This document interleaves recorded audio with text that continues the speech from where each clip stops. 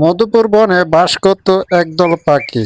তারা তাদের নিজেদের মতন বনের মধ্যে চলাফেরা করত। সেই বনে এক গরিব পাখি ছিল। সেই পাখির নাম ছিল মিনু। মিনুর একটি মেয়েও ছিল। মেয়েটি হলো টুনি। টুনির দেখতে দেখতে বয়স অনেক হলো, কিন্তু এখনো মিনু তার টুনিকে বিয়ে দিতে পারছে না, গরিব বলে। টুনি সবসময় নিজে কাজ করে খেতে খামারে তার বৃদ্ধ মাকে খাবার এনে দিত। কিরে মা, তুই খেতে যাবি? আর মেয়ে হয়ে তুই খেতে যাবি? এটা একটু খারাপ দেখা যাবে না? না মা, তুমি কোনো টেনশন করো না তো। আমি যদি খেতে না যাই তাহলে তুমি খাবে কি? আমরা খাবো কি? কে কে বললো ওটা দেখে তো আমাদের লাভ নেই? আমি গেলাম। টুনি কাজের জন্য বনের মাঝখান দিয়ে যাচ্ছিল। হঠাৎ করে কাকলির সাথে দেখা হয়ে গেল। ইস, আজ আমার মনে হয় দিনটাই খারাপ যাবে। সকাল সকাল যে কার মুখ দেখলাম, আজকে মনে হয় দিনটা আমার ভালো যাবে না। এই কপাল পোড়ার মুখ দেখে আমার দিনটাই মাটি গেল। কি যে করি, কেন যে তোর সামনে এসে আমি পড়লাম, দোষটা আমারই।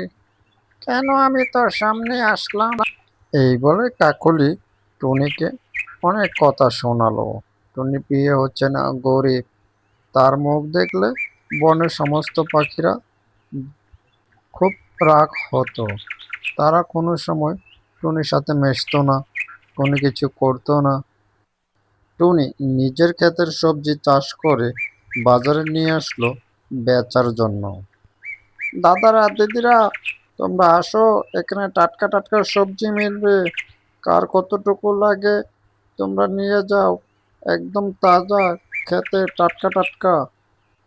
এই বলে বলে টুনি তার ক্ষেতের সবজিগুলো বিক্রি করতে লাগলো।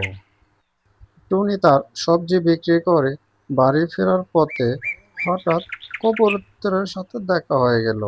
সেই কবুতর টুনির সাথে অমানবিক আচরণ করলো এবং অনেক বকাঝকা করলো। কি রে, তুই আর অন্য রাস্তা পেলে না? এই রাস্তায় তোকে আসতে হবে। আগে জানলাম এই রাস্তায় কখনো আসতাম না, তোর মুখ দেখতে হবে বলে। তোর মতন এই মুখ দেখলে আমার সারা দিনটাই নষ্ট হয়ে যাবে।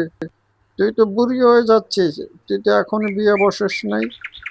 তোর জন্য এই বনের পরিবেশ নষ্ট হচ্ছে। এই বনে অনেক বিশৃঙ্খলা সৃষ্টি হচ্ছে।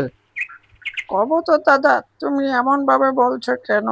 আমি কি এই বনের কোনো লোক নই? এই বনে সবারই যতটুকু অধিকার রয়েছে, আমারও ঠিক ততটুকু অধিকার রয়েছে। আমি কেন এই বনে বিশৃঙ্খলা সৃষ্টি করব? আমি কি অপরাধ করেছি?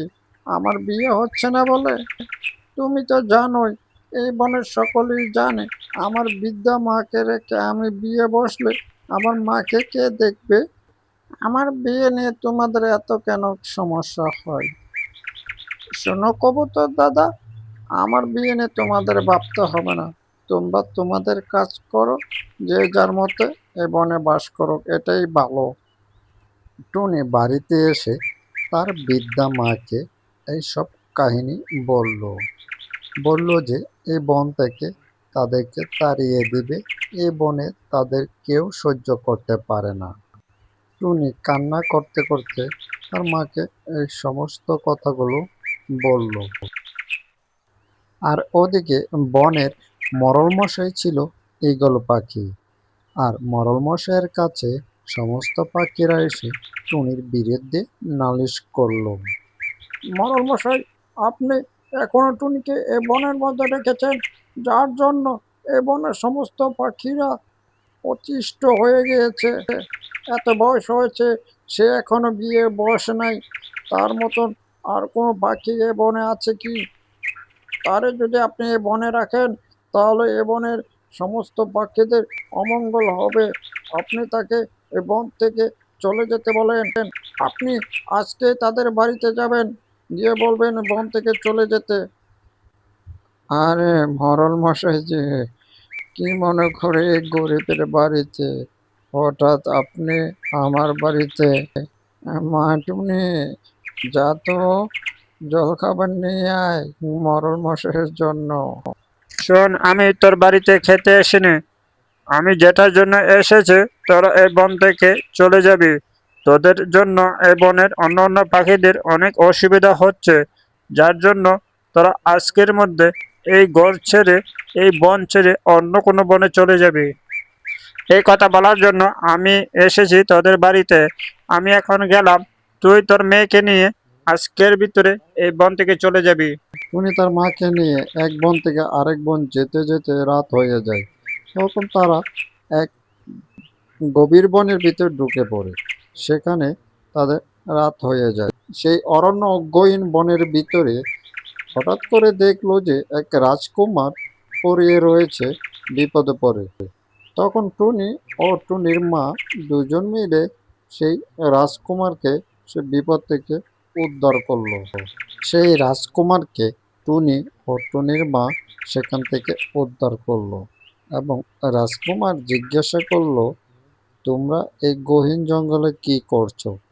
এই গহীন জঙ্গলে তো সচরাচর কোনো পাখি আসে না। তোমরা এত রাতে আর এত গহীন জঙ্গলে কি করছো? তখন টুনির মা ও টুনি তাদের সমস্ত কথাগুলো ওই রাজকুমারের সাথে বলল। তখন রাজকুমার টুনিকে বলল, ঠিক আছে, তাহলে আমি তোমাকে বিয়ে করব এবং আমাদের বাড়িতে তোমাকে নিয়ে যাব। রাজকুমার টুনিকে নিয়ে তাদের রাজ্যমহলে নিয়ে গেল। সেখানে ধুমধাম করে টুনিকে বিয়ে করলো।